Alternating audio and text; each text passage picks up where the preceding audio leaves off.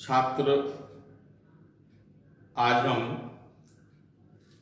Test series 2 का discussion करेंगे। जरा समय न लेते हुए सीधे क्वेश्चन पर ही आते हैं। पहला क्वेश्चन है, किसने कहा था भारतवर्ष तलवार के बल पर जीता गया था और तलवार के बल पर इसे ब्रिटानी कब्जे में रखा जाएगा? ये एल्गिन ने कहा था, तो इसका आंसर बी होगा। दूसरा क्वेश्चन है, अंग्रेजों द्वारा बनाई गई भू राजस्व व्यवस्था को की निम्न प्रणालियों में से कौन सी कृषकों के हितों को अधिक सुरक्षा प्रदान करती थी? मालवाड़ी व्यवस्था के बारे में कहा जाता है, यह कृषकों के हितों का ख्याल रखती थी। इससे संबंधित एक्चुअली भू राजस्व व्यवस्था के बारे में एक डिटेल जानकारी रख लेंगे तो एक तो क्यों यह बेहतर थी उससे भी स्पष्ट होगा, और दूसरा ये क्या है कि हर एक व्यवस्था में क्या क्या प्लस पॉइंट थे, क्या क्या नेगेटिव थे और इसका क्या प्रभाव हुआ उस पर हम चर्चा कर लेंगे तो ज्यादा होगा।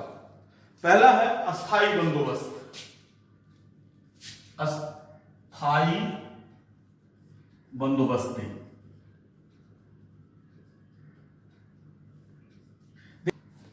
अस्थाई बंदोबस्ती, इसका प्रस्ताव सर्वप्रथम फिलिप फ्रांसिस ने दिया था। फिलिप फ्रांसिस ने दिया था। अस्थाई बंदोबस्त का पहला प्रस्ताव किसने दिया था? फिलिप फ्रांसिस ने। इसके बाद कॉर्नवालिस शोर और ग्रांट के सहयोग से इसने लागू किया, इसलिए इसको शोर बंदोबस्ती भी कहते हैं, इसको इस्तमरारी बंदोबस्ती भी कहते हैं, इसको विस्वेदारी व्यवस्था भी कहते हैं। याद रखिएगा, विस्वेदारी व्यवस्था भी कहते हैं। जमींदारी से समझौता किया गया इसलिए जमींदारी बंदोबस्ती भी कहते हैं, और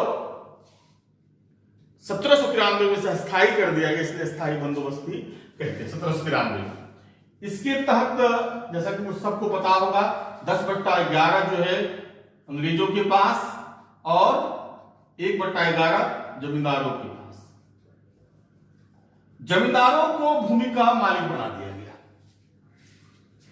जमींदारों को भूमि का मालिक बनाने से कृषकों की स्थिति भूदासों की जैसी हो गई। भूदासों की जैसी हो गई, और जिसके बारे में ताराशंकर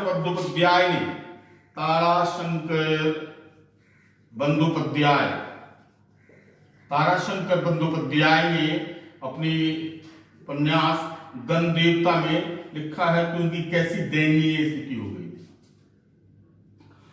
और कहा जाता है कि जमींदारी बंदोबस्ती अभी तक जितनी बंदोबस्ती थी उसमें सबसे शोषणकारी थी। किसानों को पट्टा तक नहीं दिया गया। सरकार पट्टा इसलिए नहीं दे पाए, 1793 के बंदोबस्ती में व्यवस्था थी कि किसानों को पट्टा दिया जाएगा, लेकिन ब्रिटिश सरकार उसको प्रेशर नहीं दे सकी कि पट्टा दे सके,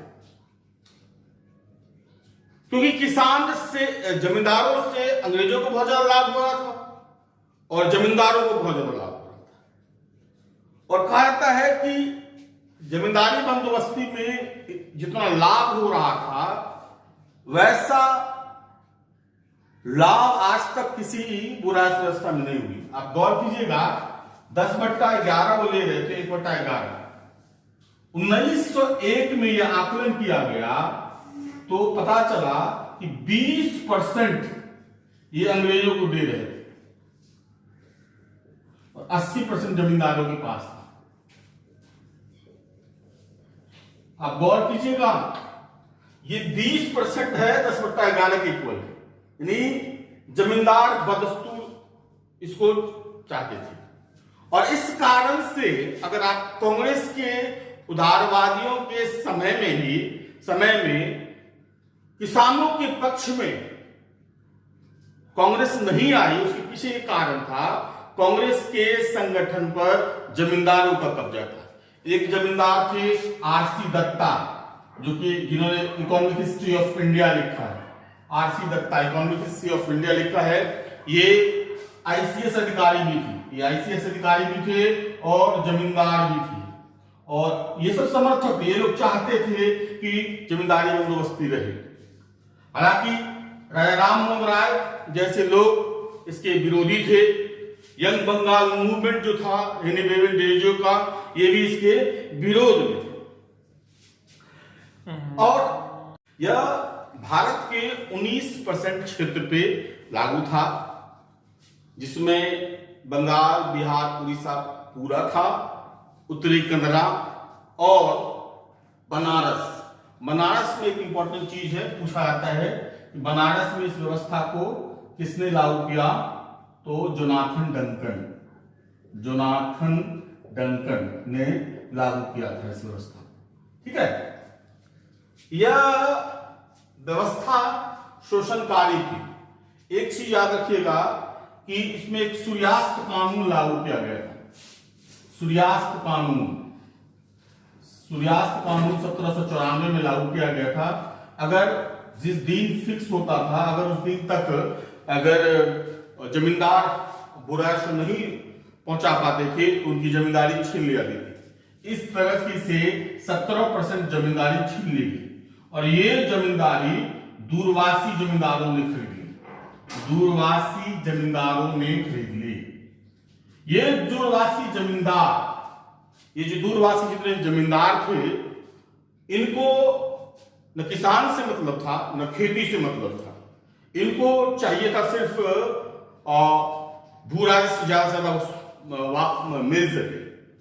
और इन दूरवासी जमींदारों ने मध्यस्थों यानी ठेके पे देना शुरू किया, और फिर ये ठेका से फिर ठेका, यानी ये सामंती उपसामंतीकरण की प्रक्रिया हो गई। और कहा जाता है कि छोटे छोटे उपसामंत इस काल में उत्पन्न हो गए, छोटा सामंत, फिर उससे बड़ा सामंत, और वो सब वसूल करके दूरवासी जमींदारों को दिया था जो शहरों में रहते थे, जिनको इनसे खेती से कोई मतलब नहीं था। हालांकि आगे चलकर इन दूरवासी जमींदारों के कारण जो उपसामंतीकरण की जो प्रक्रिया आई हुई, उससे मध्यम वर्ग का बंगाल में उदय हुआ। दूसरी जो व्यवस्था थी वो रैयतवाड़ी व्यवस्था। तो रैयतवाड़ी व्यवस्था के बारे में 1792 में प्रायोगिक रूप से बड़ा महल मद्रास में यह व्यवस्था लागू की गई थी मुंद्रो के द्वारा। फिर मुंद्रो के द्वारा, और जब ये 1820 में ये मद्रास के गवर्नर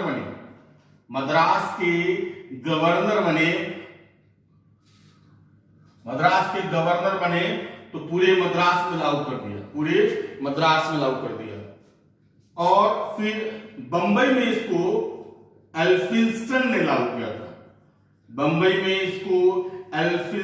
ने लागू किया था। फिर बाद में इसका सुधार हुआ है विग्नेट और गोल्डस्मिथ जो है ने इस व्यवस्था में सुधार करने की कोशिश की। इस रैयतवाड़ी व्यवस्था में जो सीधा संबंध किसानों से रखा गया, किसान समय पर अपना अगर राजस्व का भुगतान कर देंगे तो उनकी जमीन कायम रहेगी, लेकिन अगर समय पर वो भुगतान नहीं कर पाएंगे तो उनकी जमीन छीन ली जाएगी, जब्त कर ली जाएगी। तो किसान जो, और एक और चीज इसमें ये था कि सूखा हो या अकाल हो, तो ऐसी परिस्थिति में इससे पूर्व जितने भी मध्यकालीन शासक थे या प्राचीन कालीन शासक थे, वे उसमें राजस्व वसूली से छूट देते थे, यहां तक कि आर्थिक सहायता ही पहुंचाते थे।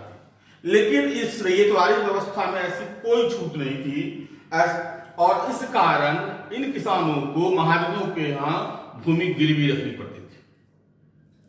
और भूमि गिरवी रखने कारण जो है जब वो रखने आते थे तो जैसे मान लो 30% उसका लगान या टैक्स इंटरेस्ट रेट वो अंकित करते थे, और जब वो वापस उसको छुड़ाने जाते थे जमीन को तो वो 300% हो जाता था। और जब वो शिकायत पुलिस के पास करते थे तो पुलिस महाजनों का पक्ष लेती थी, फिर वो न्यायालय में जाते थे, न्यायालय महाजनों का पक्ष लेती थी। इस तरह महाजन जो सिर्फ व्यापारी था वो अब एक ऐसा जमींदार हो गया जिसका कृषि उत्पादन से मिला था। तो महाजन, पुलिस और न्यायालय की टुकड़ी ने रेतवारी व्यवस्था में बहुत ज्यादा शोषण किया। यह एक ऐसा जमींदार था जो महाजनी व्यवस्था से जुड़ा हुआ था। वो सीधे किसानों का उत्पादन खेत से उठा लेता था और उसको सीधा बेच देता था, क्योंकि वो उसका कारोबार था। और इस क्षेत्र में इस कारण कृषि का वाणिज्यीकरण बहुत फैला हुआ, क्योंकि इससे महाजनों को फायदा हो रहा था। तो एक नए जमींदार हो गए जिनका काम था व्यापार करना, और इनके द्वारा उन क्षेत्रों में कृषि का वाणिज्यीकरण किया गया, यानी कमर्शियल फसलों के उत्पादन पर जोर दिया गया और उसका किसानों से उसका वसूली भी कर लिया गया फसल के रूप में ही। 1875 में जो दक्कन के दंगे शुरू हुए थे वो रेतवारी व्यवस्था के महाजनों के शोषण के कारण ही हुए थे, जिसके कारण 1879 में डेक्कन एग्रीकल्चर एक्ट पारित हुआ था। इसके बाद अगर हम देखेंगे तो मारवाड़ी व्यवस्था, इसमें समझौता जो था वो महाल से किया जाता था, ग्राम से किया जाता था, और उसका लंबरदार वो अपने गांव से राजस्व वसूल के दे देता था। अगर कोई को अपनी खेती छोड़ना भी चाहता था तो वो सारी खेती महाल की हो जाती थी। इस व्यवस्था में इसमें ये थी कि अगर किसी किसान के पास नहीं है तो उसकी भरपाई लंबरदार या अन्य किसान कर देते थे, तो उनकी भूमि बची रहती थी। इसीलिए कहा जाता है कि यह व्यवस्था इन सब व्यवस्था में बेहतर थी। लेकिन इस व्यवस्था में कर की दर काफी ऊंची थी, और कहा जाता है कि 1856 के सहारनपुर विद्रोह के बाद ही दर को 50% किया गया, नहीं तो उससे पहले बहुत ज्यादा थी। तो और इस व्यवस्था जैसे मैंने कहा कि इस व्यवस्था की शुरुआत हॉल्ट मैकेंजी ने किया था, और 1822 की धारा 7, और फिर बर्ड ने इसमें सुधार किया 1833 की धारा 9। ये याद रखिएगा, 1822 की धारा 7 और 1833 ये हो गया मैकेंजी, हॉल्ट मैकेंजी, और 1833 की धारा 9 मार्टिन बर्ड। ये 30% क्षेत्र पे था, लागू था, संयुक्त प्रांत, मध्य प्रांत और पंजाब। और रेतवारी व्यवस्था 51% पर लागू था। मद्रास, बंबई, असम, कुर्ग, इन क्षेत्रों पे, यानी दक्षिण पश्चिम भारत को पूर्ण रूप से, और कुछ क्षेत्र पूर्वी भारत का इसने कवर करा हुआ था। अगला जो क्वेश्चन है तीसरा, तो अंग्रेजों की आर्थिक नीति का क्या परिणाम हुआ? पहला ऑप्शन है विदेशी आर्थिक शक्तियों ने भारतीय कृषि पर प्रभाव डाला। निश्चिततया दो तरीके से, एक भारतीय खाद्यान्न उपज भी विदेश जाने लगा, इन वैश्विक बाजार से जुड़ा हुआ, और दूसरा वैश्विक मंडी से भारत का जुड़ा हुआ। दूसरा ब्रिटेन के उद्योगों के लिए जो कच्चा माल की जरूरत जो होती थी, इसके लिए कृषि का वाणिज्यीकरण हुआ, तो भारतीय कृषि का रूप रंग चेंज हुआ। उसके बाद है भारतीय कुटीर उद्योग की हानि हुई। निश्चित भारतीय कुटीर उद्योग की हानि इसलिए हुई, वो नीतिगत रूप से किया गया था, यहां से कच्चा माल सीधा उठा लिया था, और तैयार माल को पाट दिया गया था। तो अगर यहाँ पे कुटीर उद्योग चलता रहता तो ब्रिटेन के जो उत्पादित वस्तुएं हैं वो भारत में नहीं बिकती थी, क्योंकि ब्रिटेन अंग्रेजों के आने से पहले पूरे यूरोप में भारतीय सूती वस्त्र की धूम थी, भारतीय पॉटरी उद्योग की धूम थी, और भारत का तलवार उद्योग भी बहुत बेहतर था, जहाजरानी उद्योग बेहतर था यूरोप से उस समय तक। तो वो चीज यहाँ पे नहीं बिकता। पॉटरी उद्योग में आप एक और चीज देखेंगे, जैसे हमारा पित्तल उद्योग काफी विकसित था, तो जैसे वहां एल्युमिनियम को भारत में पाटना था, तो जब तक पित्तल उद्योग को नुकसान नहीं पहुंचाएगा तब तक नहीं हो सकता है। कपड़ा उद्योग को जब तक लघु एवं कुटीर उद्योग जो हथकरघा उद्योग प्रदायित है उसको नुकसान नहीं पहुंचाया जाएगा तब तक ब्रिटेन का माल का खपत यहाँ संभव नहीं होता। इस कारण जो है वो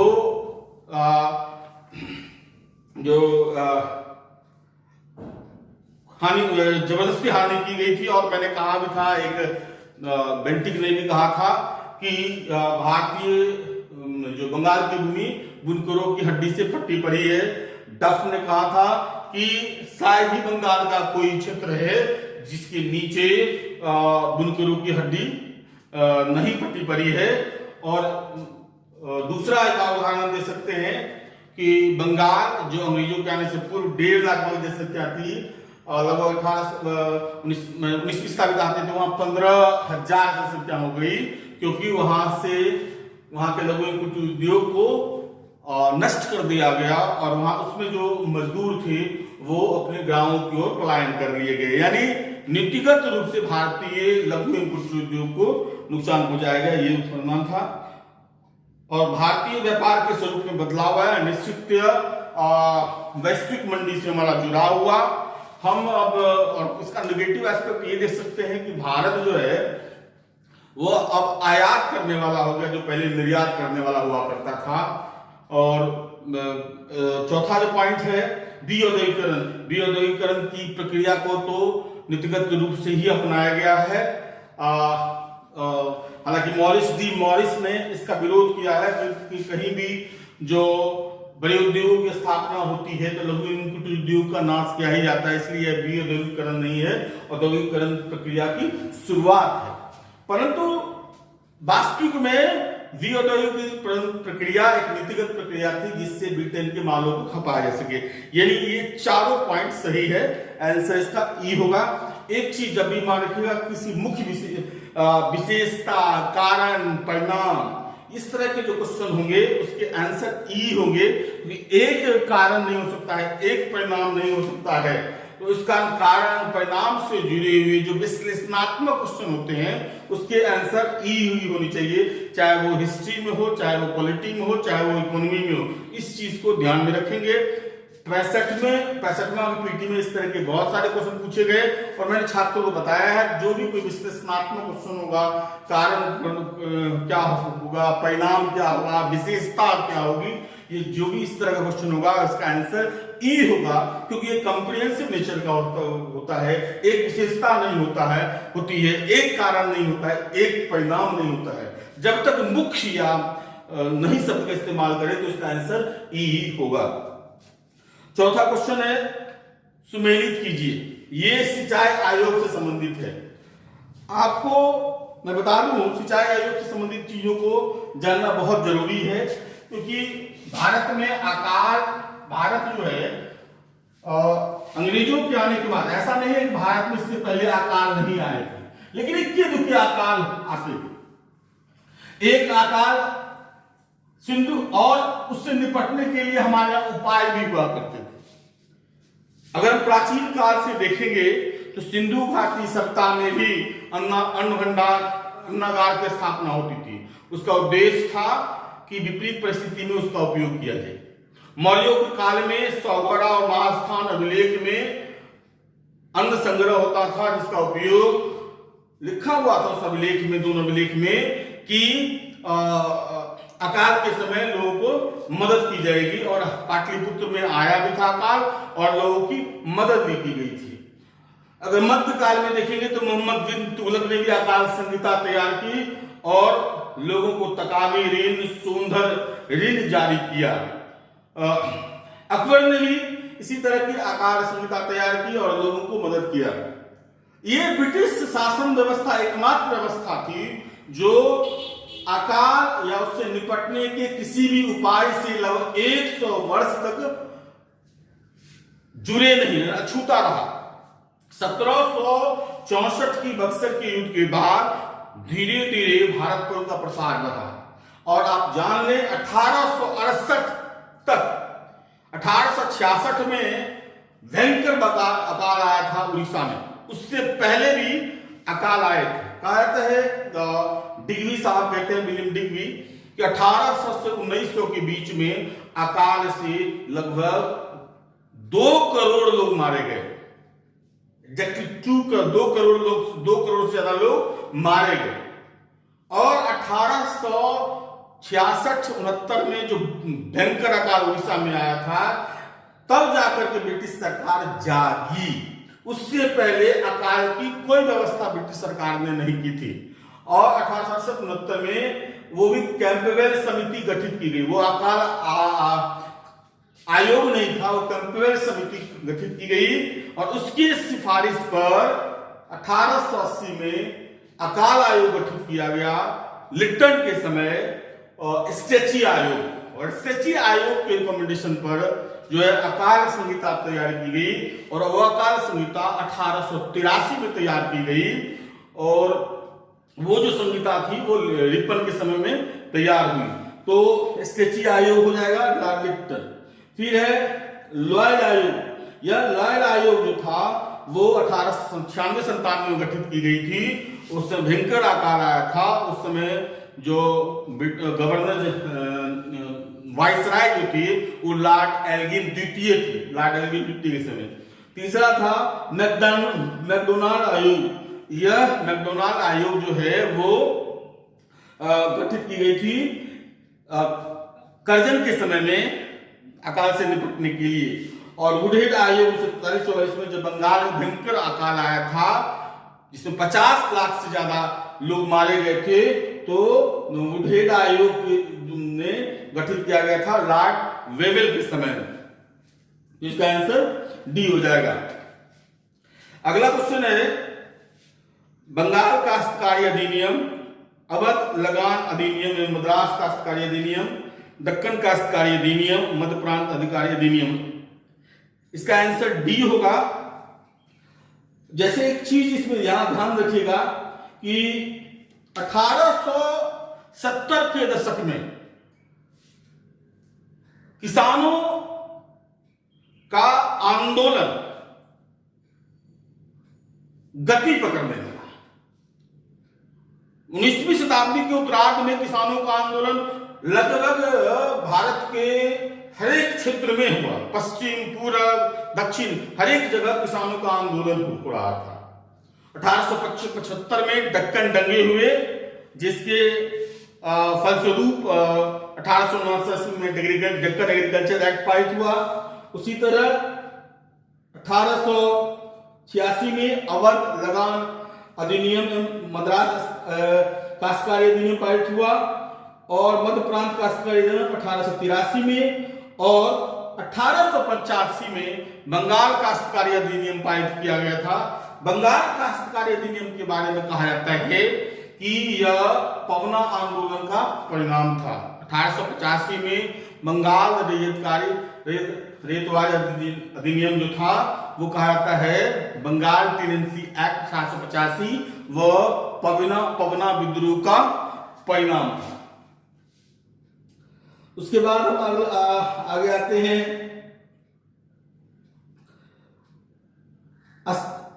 अस्थाई, छठा का आंसर ए होगा। अस्थाई बंदोबस्त कॉर्नवालिस चार्ल्स ग्रांट जॉनसन सही है। रीड वाली व्यवस्था है रीड, मुनरो, एल्फिंस्टन, ये भी सही है। जैसे मैंने बताया मालवाड़ी व्यवस्था और मैकेजी और मार्टिन बॉडी, ये भी सही है। भारत, सातवां क्वेश्चन है, भारत में ब्रिटिश बुराइश प्रणाली का निर्माण किसने अधिक लाभ प्राप्त किया? बटाईदार, किसान, जमींदार, किसी मजदूर? सबसे ज्यादा लाभ जमींदारों को हुआ। किस वायसराय में 3 प्रमुख शहर कलकत्ता, मद्रास और बॉम्बे में हाई कोर्ट अधिनियम पारित हुआ? देखिए ये जो कलकत्ता, बम्बई, मद्रास और बम्बई हाई कोर्ट अधिनियम जो है वो लाया गया था कैनी के समय, लेकिन ये पारित हुआ एल्गिन के समय 1862 में। 1862 में लॉर्ड एल्गिन के समय में पारित हुआ और तीनों हाई कोर्ट की स्थापना अगर परीक्षा में पूछा जाए आंसर हो जाएगा लॉर्ड एल्गिन। अगला क्वेश्चन है कि भारत में लड़कियों की पढ़ाई होती किसने कार्यालयीय अनुमोदन दिलवाया था? और डलहौजी है, प्रतीकात्मक है, कोई इसका कोई बहुत ज्यादा महत्व नहीं है। किसने आर्थिक प्रबंधन का विकेंद्रीकरण करने का प्रथम प्रयास किया? इसका आंसर मेयो होगा।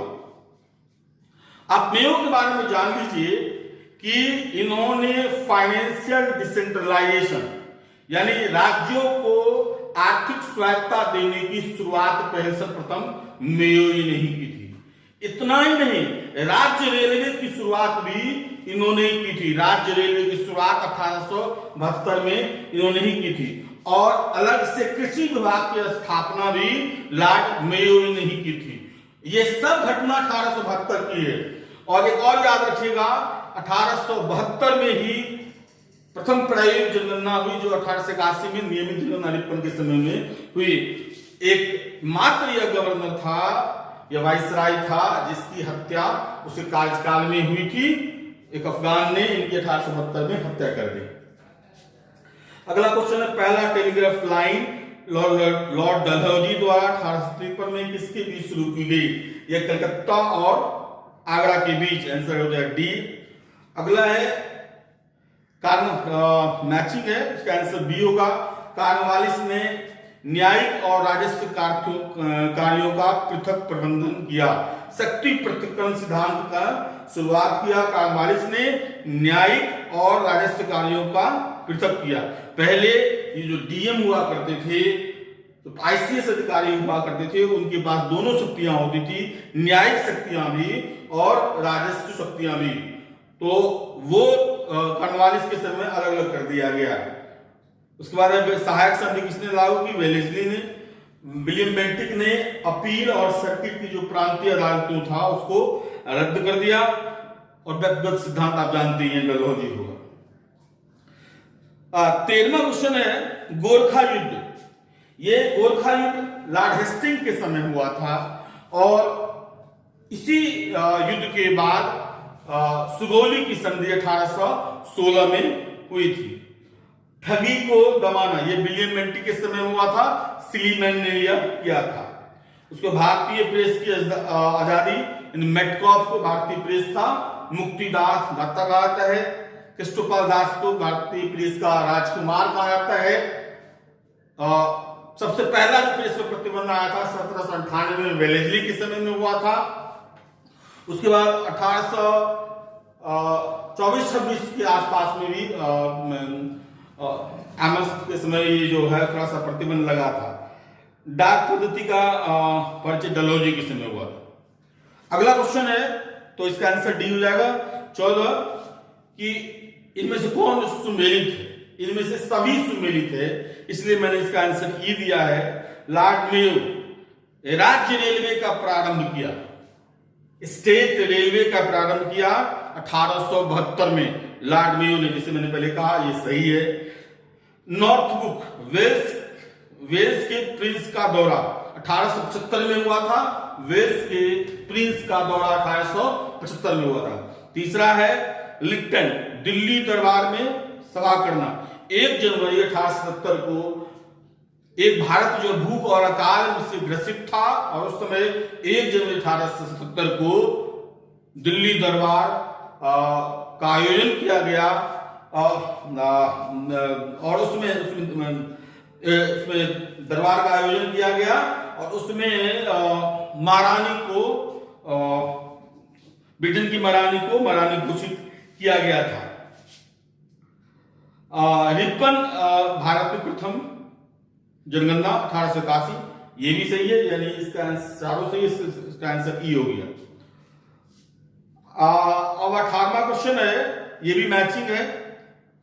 प्राचीन स्मारक संरक्षण कानून यह 1904 में आया था, कर्जन के समय में। फिर अकाल संहिता 1883 में स्टेरिची की सिफारिश पर रिपन के समय में खेती और वाणिज्य के विभाग की स्थापना, यह भी 1872 में मेयो ने किया था। और डुरंट कमीशन यह लैंसडाउन के समय में हुआ था। इस भी सब याद रखें जो मैं बोल रहा हूं। अगर आपको लिखना, मैं कभी स्किप कर जाता हूं, लेकिन मैं बोल रहा हूं तो वो आप स्मरण में होगा ही, आप उसको रिपीट करके देख लेंगे, मैं स्पीक पर ध्यान देंगे जरा। अगला क्वेश्चन है 16, इसका आंसर ए होगा। बी सही है, उच्चतम न्यायालय के प्रथम मुख्य न्यायाधीश एलिजा एम्फे थे, सही है। गवर्नर जनरल काउंसिल के प्रथम कानूनी सदस्य लॉर्ड मैकाले थे, हालांकि वो अस्थायी सदस्य थे। और डी प्रथम वायसराय एवं गवर्नर जनरल, ये लॉर्ड कैनिंग थे। निश्चित ब्रिटिश, आपको पता है 1858 के एक्ट के तहत गवर्नर जनरल से वो वायसराय हो गए। पहला जो है फोर्ट विलियम कॉलेज की स्थापना कब हुई थी? फोर्ट विलियम कॉलेज की स्थापना 1800 ईस्वी में हुई थी लॉर्ड वेलेस्ली के द्वारा। और यह फोर्ट विलियम कॉलेज में भारतीय प्रशासनिक अधिकारियों को, आईसीएस अधिकारियों को प्रशिक्षण दिया जाता था। 17वां क्वेश्चन है बंगाल के लेफ्टिनेंट गवर्नर की नियुक्ति, ये 1853 के चार्टर एक्ट में आया था। और शिक्षा हेतु 1 लाख रुपए का बजट, ये 1813 में चार्टर एक्ट में आया था। तो दोनों क्रॉस में है, इसलिए दोनों गलत है। तीसरा है board of control and code of directors भंग कर दिए गए 1858 के एक्ट के तहत, और अब शासन सेक्रेटरी ऑफ स्टेट के द्वारा ब्रिटेन मनाने के द्वारा चलाया जाने लगा। और चौथा है पोर्टफोलियो पद्धति का परिचय, भारतीय परिषद अधिनियम 1861। भारतीय परिषद अधिनियम के बारे में थोड़ी सी चर्चा करनी जरूरी है, क्योंकि भारतीय परिषद अधिनियम 1861 को भारतीय संविधान के विकास में मैग्ना कार्टा कहा जाता है। बहुत सारे ऐसे क्रांतिकारी परिवर्तन हुए जो आगे चल के मील का पत्थर साबित हुआ।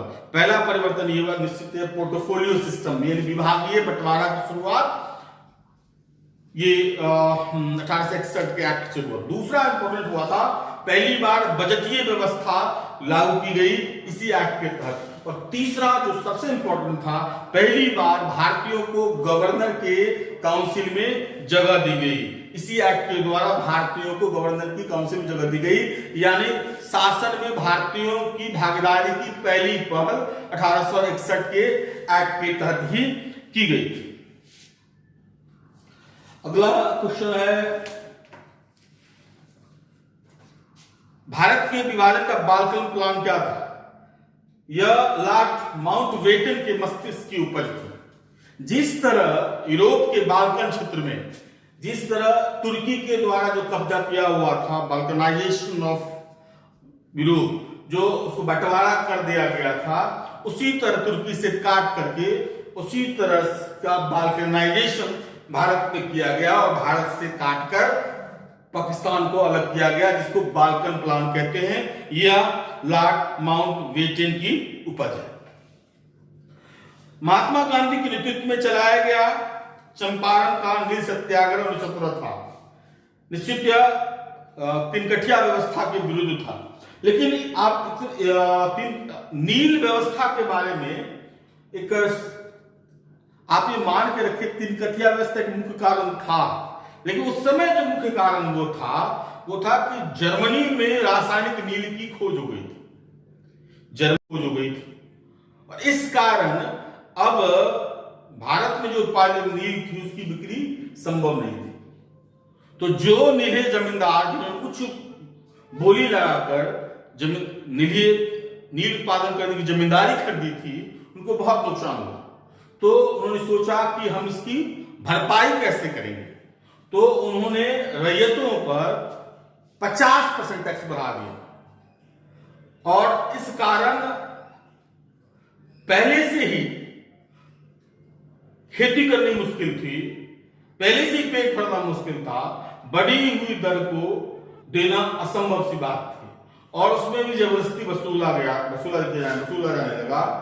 और तब 1916 के लखनऊ अधिवेशन में राजकुमार शुक्ल गांधी जी के पास गए और उन्होंने बताया कि ये परिस्थिति, मुरली भड़वा के राजकुमार शुक्ल के आह्वान पर अप्रैल 1917 को गांधी जी बिहार आए और मोतिहारी उसका केंद्र बना। मोतिहारी में ही उनके ऊपर केस की गई। मोतिहारी में ऑफिस भी उनका था, जो उनके चले जाने के बाद में मोतिहारी केंद्र का जिम्मा जो है जलधारी प्रसाद को सौंपा गया।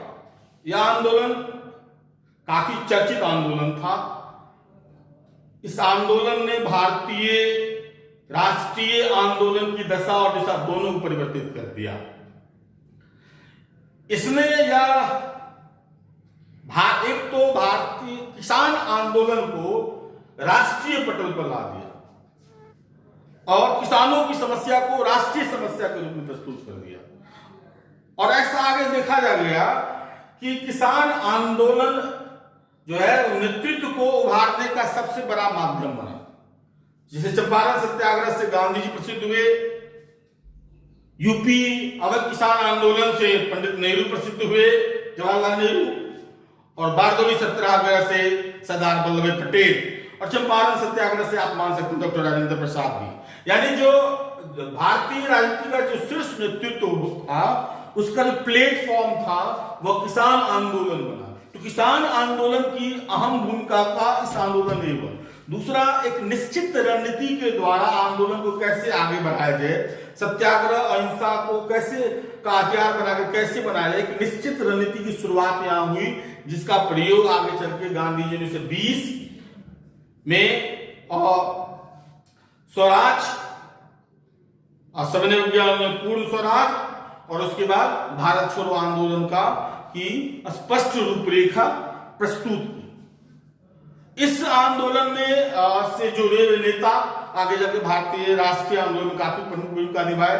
गांधी जी, ऑफ कोर्स, राजेंद्र प्रसाद, जेबी कृपलानी, अनुग्रह नारायण सिन्हा, महादेव देसाई, नरहरि पारिख जैसे नेता ने आगे चलकर भारतीय राष्ट्रीय आंदोलन में अहम भूमिका निभाई। लेकिन ये जो नील की व्यवस्था है, या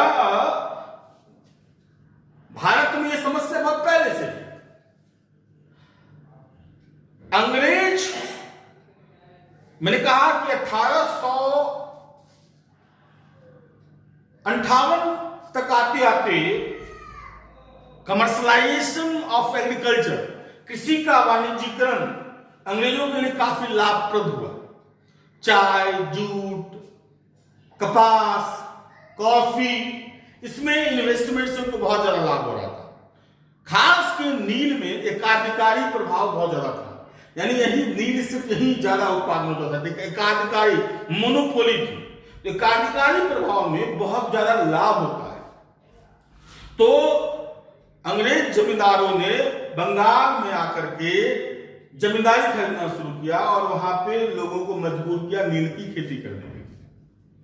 और इस कारण बंगाल में पूरी की पूरी खेत कई किसानों की उस पर नील खेती करने के लिए मजबूर कर दिया जाता था। अगर कमर्शलाइजेशन होता है तो किसानों को फायदा होता है, किसानों को लाभ होना चाहिए था। लेकिन दो कारण से लाभ नहीं हुआ। एक तो उचित ददनी प्रथा के द्वारा कम कीमत पर अग्रिम राशि दे करके कम कीमत पर उसके उत्पादन को खरीद लिया जाता। दूसरा, भूमि की पैमाइश माप में 2 बीघे को 1 बीघे कर करके भी समस्या खड़ी कर दी जाती थी। तो कई किसानों को आर्थिक लाभ तो नहीं हुआ, कई किसानों की स्थिति भुखमरी जैसी हो गई और कई लाख लोग भुखमरी मारे गए। तो इस किसान संगठित रूप से अब यह पहला नील आंदोलन जो था बंगाल में, पहला संगठित आंदोलन था जो अब ये चाहता था कि हमको मजबूरी में नील की खेती नहीं करना पड़े। और इस आंदोलन का काफी प्रचार प्रसार हुआ। उसके पीछे कारण यह था कि इस नील आंदोलन का बुद्धिजीवियों का समर्थन था। दीन बंधु मित्रा ने अपने उपन्यास नील दर्पण में किसानों की दुर्दशा का सचित्र वर्णन किया है।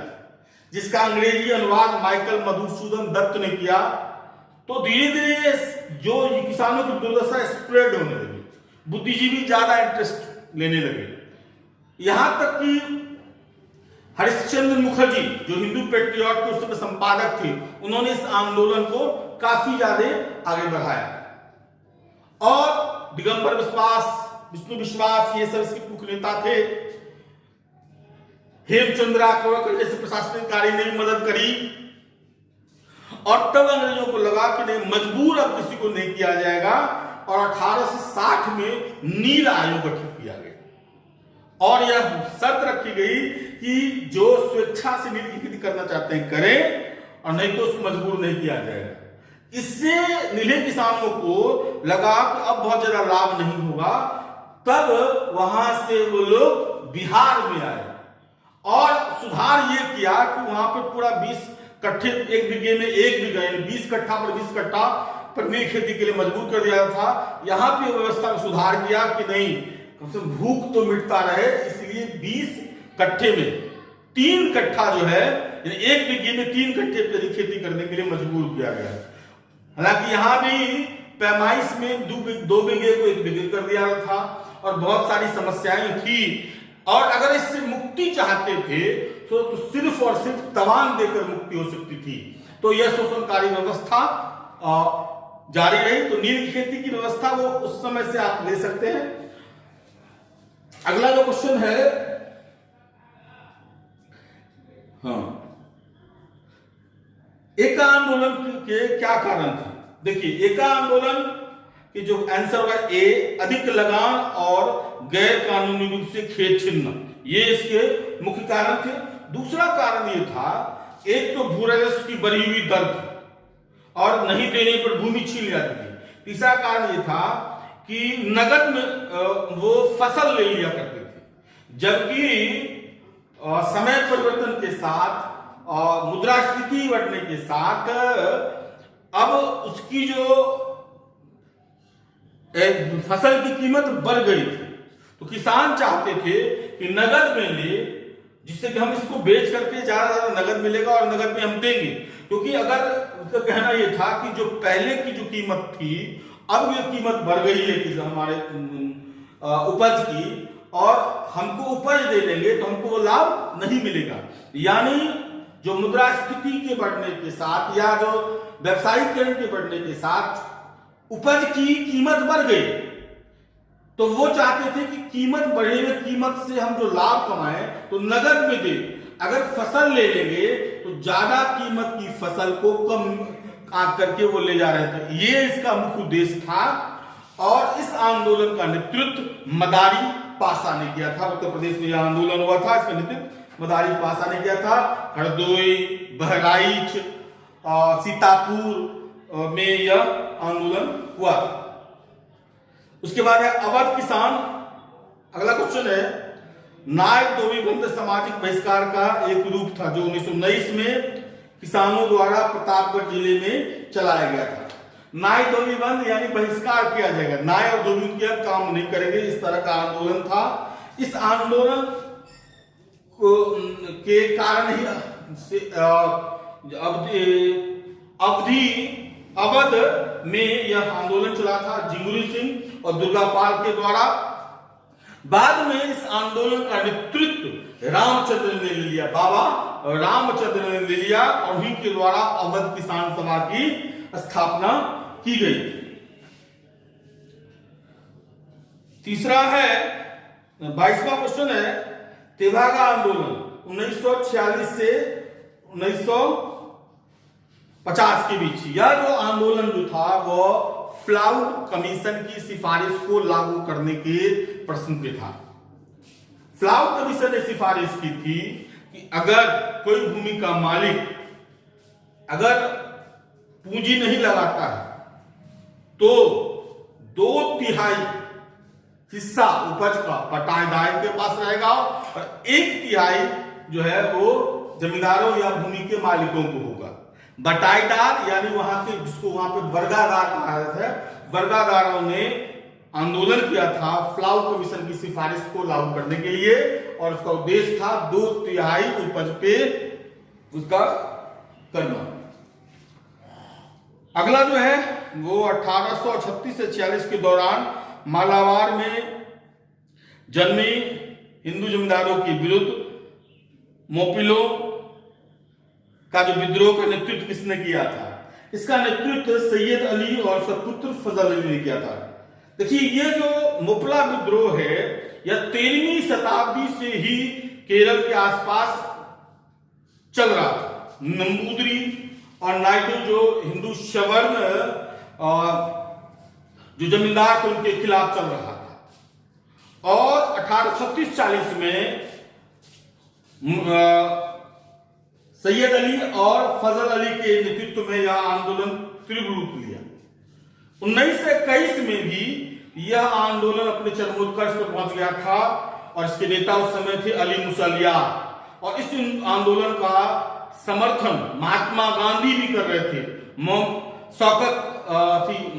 मौलाना अब्दुल कलाम आजाद भी कर रहे थे और अली बंधु भी कर रहे थे, क्योंकि यह आंदोलन खिलाफत आंदोलन से जुड़ गया था। और 1921 के आंदोलन का जो रूप था वो आगे चल के सांप्रदायिक हो गया। विशुद्ध गांधीवादी तरीके से लड़ा गया पहला आदिवासी अहिंसक आंदोलन था ताना भगत आंदोलन 1914 यात्रा भगत के द्वारा 1914 में हुआ था। यात्रा भगत ए आंसर होगा। देखिए, आदिवासी आंदोलन को हम 3 क्रम में बांटते हैं। एक आंदोलन जो हुआ वो 18वीं शताब्दी के उत्तरार्ध का आंदोलन, यह स्थानीय प्रकृति का था। 18वीं शताब्दी से उत्तरार्ध से लेकर के 19वीं शताब्दी के मध्य तक का जो आंदोलन था उसका स्वरूप स्थानीय था। लेकिन 19वीं शताब्दी के मध्य से लेकर के 20वीं शताब्दी के आरंभिक समय तक जो आंदोलन का जो स्वरूप था स्थानीय था, लेकिन इसका फैलाव बढ़ रहा था। राष्ट्रीय स्तर पर ये खिसका रहा था, खास के कल्चराइजेशन की प्रक्रिया के कारण, संस्कृतिकरण की प्रक्रिया के कारण, जनजातियों के सवर्ण समाजों से, सभ्य समाजों से मेल मिलाप के कारण जो उनमें जागृति आई, जो संस्कृतिकरण की प्रक्रिया के कारण जो उनमें जागृति आई, तो इसका स्वरूप स्थानीय होने के बावजूद आगे जाकर के इसका स्वरूप राष्ट्रीय हुआ। और 20वीं शताब्दी का जो आंदोलन था वह आंदोलन जो था वो राष्ट्रीय स्वरूप का ले गया। खास के उसमें गांधीवादी आंदोलन का पुट स्पष्ट रूप से देखा जा सकता था। गांधीवादी आंदोलन का पहला पुट आपको इसी में यात्रा भगत के द्वारा किया गया था, ताना भगत आंदोलन 1914 में। निम्नलिखित कौन से फरवरी 1919 में स्थापित यूपी किसान सभा की स्थापना से संबंध नहीं थे? देखिए, इंद्र नारायण द्विवेदी थे, गौरीशंकर मिश्र थे और जवाहरलाल नेहरू थे। मदन मोहन मालवीय इससे नहीं जुड़ी हुई थी। अगला है 26वां क्वेश्चन, फकीर विद्रोह। फकीर विद्रोह जो है वो मजनू शाह और चिराग अली शाह के द्वारा चलाया गया था। पलीगरों का विद्रोह या कंटाम्पन द्वारा चलाया गया था। उसके बाद रंगपुर विद्रोह जो 1783 में यह धीरज नारायण के द्वारा चलाया गया था।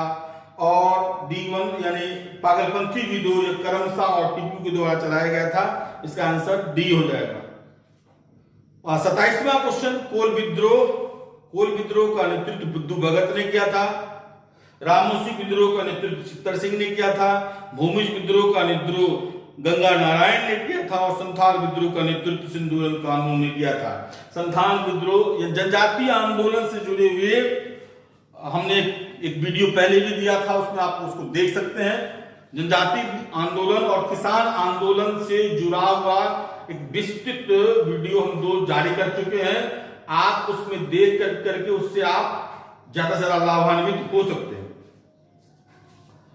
उसके बाद अगला क्वेश्चन है नील आंदोलन। मैंने कहा था इसका आंसर ए, कुका आंदोलन, पवना विद्रोह और ताना भगत आंदोलन। अभी जैसे अपने पढ़ा यात्रा भगत, नील आंदोलन मैंने भी कहा है, दिगंबर विश्वास, विष्णु विश्वास, पवना विद्रोह। इसमें कुका आंदोलन और पवना विद्रोह के संदर्भ में देखना होगा कि जो कुका आंदोलन यह बाबा राम सिंह के द्वारा पंजाब में, ठीक है, चलाया गया था। हालांकि इसकी शुरुआत जवाहर मल के द्वारा ही कर दिया गया था। बाद में इसको और ज्यादा प्रचलित करने का काम बाबा राम सिंह के द्वारा किया गया था।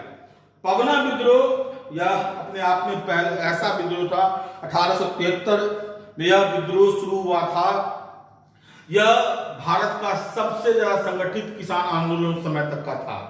पहली बार इसमें संगठित रूप से किसान लीग गठित की गई। इस उपजाई परगने में कृषक लीग की स्थापना की गई थी। इस आंदोलन में किसानों की मांग थी कि हम महारानी की रैयत रहना चाहते हैं, हमें जमींदार परेशान कर रहे हैं, और महारानी की रैयत रहना चाहते थे। तो जमींदारों के विरोध यह आंदोलन था, और इस आंदोलन को दबाने के लिए जो लैंड होल्डर सोसाइटी, ये जमींदारों का जो संगठन है, ये एग्रेसिव रूप से काम कर रहा था। ईस्ट इंडिया एसोसिएशन भी इसमें एग्रेसिव रूप से काम कर रहा था। दूसरा, जो हिंदू पैट्रियट के संपादक चंद्र मुखर्जी, जो नील आंदोलन का समर्थन कर रहे थे, वे भी इसका विरोध कर रहे थे, इस आंदोलन का।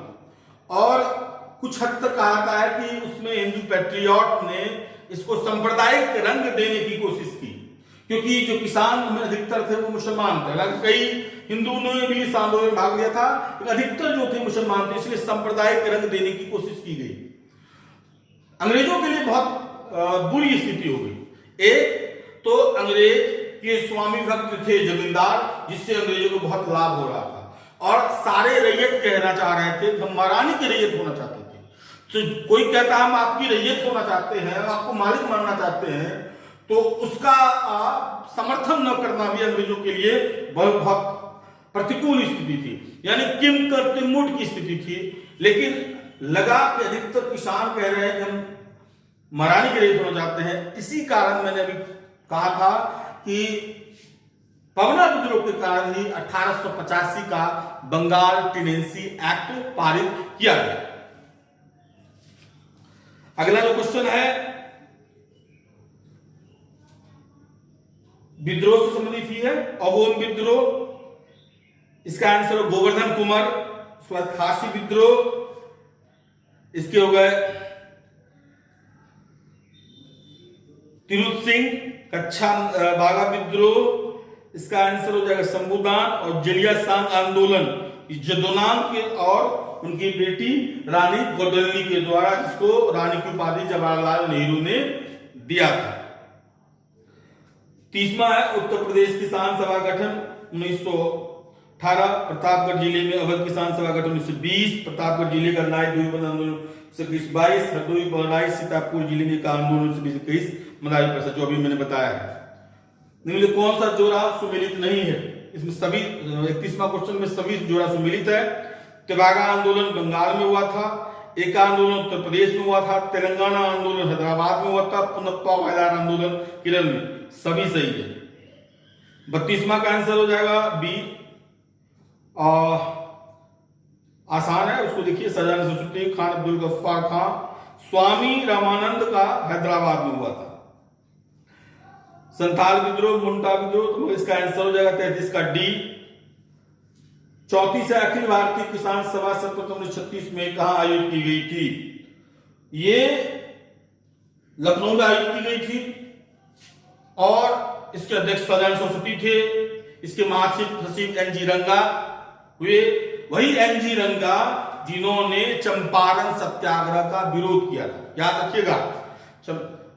रविन्द्रनाथ टैगोर ने चंपारण सत्याग्रह में ही गांधी जी को महात्मा की उपाधि दी थी, लेकिन ये जो एन.जी. रंगा थे, उन्होंने गांधी जी के द्वारा चलाए गए चंपारण सत्याग्रह का विरोध किया था, उसकी निंदा की थी।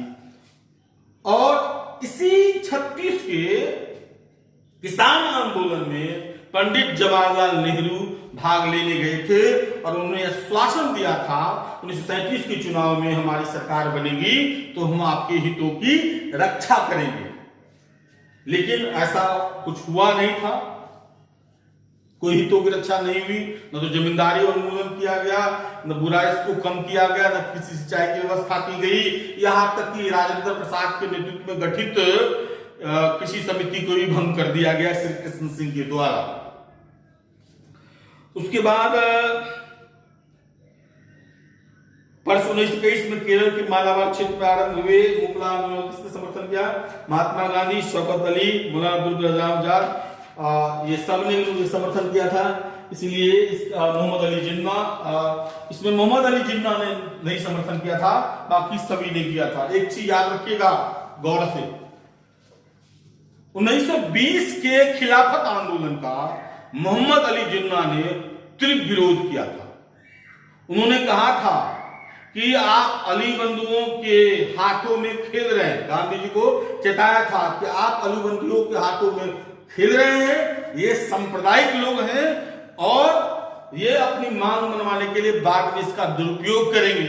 और ये सही हुआ मोहम्मद अली जिन्ना का कहा हुआ। और कहा गया कि जब खिलाफत आंदोलन खत्म हो गया, खलीफा के पद की समाप्ति हो गई, खलीफा को खुद उखाड़ फेंक दिया गया, तो 1923 से 27 के बीच में बिहार और उत्तर प्रदेश में, खास के उत्तर प्रदेश में सैकड़ों दंगे हुए, इनके द्वारा करवाए गए थे, अप्रत्यक्ष रूप से इसको पता है।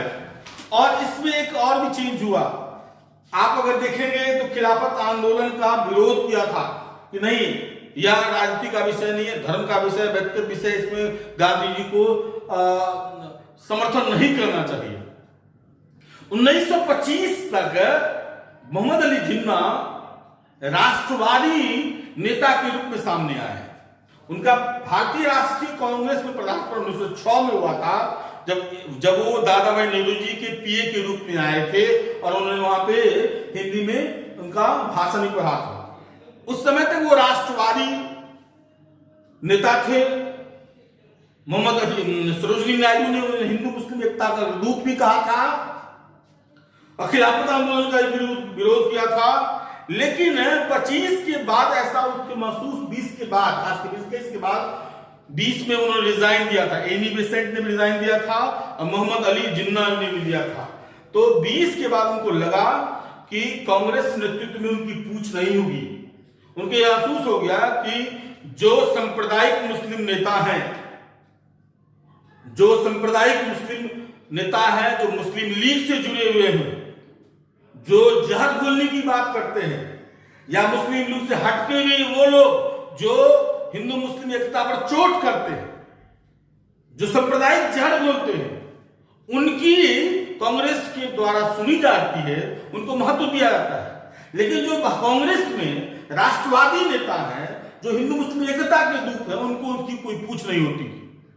और वो राजनीतिक रूप से महत्वाकांक्षी व्यक्ति थे, तो उन्होंने कहा कि कांग्रेस में रहकर राजनीतिक रूप से आगे नहीं बढ़ा सकता है, या एक घना वटवृक्ष में हम दब जाएंगे। इस कारण उन्होंने मुस्लिम लीग की राह पकड़ी। अगर कांग्रेस में ही उनको महत्व दिया जाता और या कांग्रेस के द्वारा उन सांप्रदायिक या जहर घोलने वालों का को दबाया जाता या उनका समर्थन नहीं किया जाता, उनका सहयोग नहीं लिया जाता, तो भारत में सांप्रदायिक जो होली खेली गई बाद में, वो नहीं खेली जाती, जिन्ना उधर नहीं होते। और जो मुस्लिम लीग के सांप्रदायिक नेता बाद में तुष्टीकरण की नीति का लाभ नहीं उठा पाए। अगला जो क्वेश्चन है, कौन सा क्वेश्चन नंबर, दक्कन दंगे 1875 में हुए थे, जिसके कारण आपको पता है डेक्कन एग्रीकल्चर एक्ट 1879 हुआ। महाराष्ट्र में मसूदेव बलवंत फड़के का विद्रोह कब हुआ? ये 1879 में हुआ, 1879। सी आंसर होगा। मोपला विद्रोह के नेता थे 1921 में जो मोपला विद्रोह हुआ था उसके नेता थे मुसलियार। गुजरात के बारदोली सत्याग्रह नेतृत्व, इसका आंसर मैंने ई दिया है क्योंकि सरदार वल्लभ भाई पटेल के अलावा इस आंदोलन की शुरुआत मेहता बंधु ने की थी। बारदोली सत्याग्रह की शुरुआत मेहता बंधु ने की थी। बाद में इसमें सरदार वल्लभ पटेल ने इसका नेतृत्व अपने हाथों में ले लिया। कल्याण जी और इंदुलाल भी इससे जुड़े हुए थे। इस आंदोलन के दौरान आंदोलनकारियों ने तिभागा का नारा दिया था। वही तिभागा आंदोलन जो मैंने भी कहा। राजस्थान के किस क्षेत्र में कृषक आंदोलन का प्रारंभ करने की पहल की गई? सी मेवाड़। किस विद्रोह के दौरान नेताओं का नारा था? हम मरानी और सिर्फ मरानी के लिए रहना चाहते हैं, ये मैंने कहा था। पपना विद्रोह ये। फिर खेरवार आंदोलन 1874 में, यह आंदोलन जो खेरवार आंदोलन जो था 1874 में, ये आरंभ में एक एकेश्वरवादी आत्म सुधारवादी आंदोलन था। आगे चल करके यह अंग्रेजों की बुरा व्यवस्था के विरोध में आंदोलन परिवर्तित हो गया। किस आंदोलन के दौरान सबसे बड़ा कृषक छापामार देखने को मिला? ये तेलंगाना आंदोलन में देखने को मिला, जिसमें कम्युनिस्ट पार्टियों का समर्थन था। यह सब भारत का सबसे बड़ा छापामार किसान आंदोलन था। तेलंगाना आंदोलन का नेतृत्व डी कुमारैया और सुंदरैया ने किया था, इसलिए आंसर मैंने इसका ई दिया है।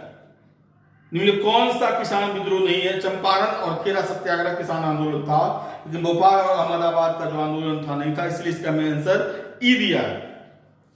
और 1885 में संथालों ने किस अंग्रेज कमांडर को हराया था? मेजर बरो को हराया था। हो विद्रोह किस वर्ष हुआ?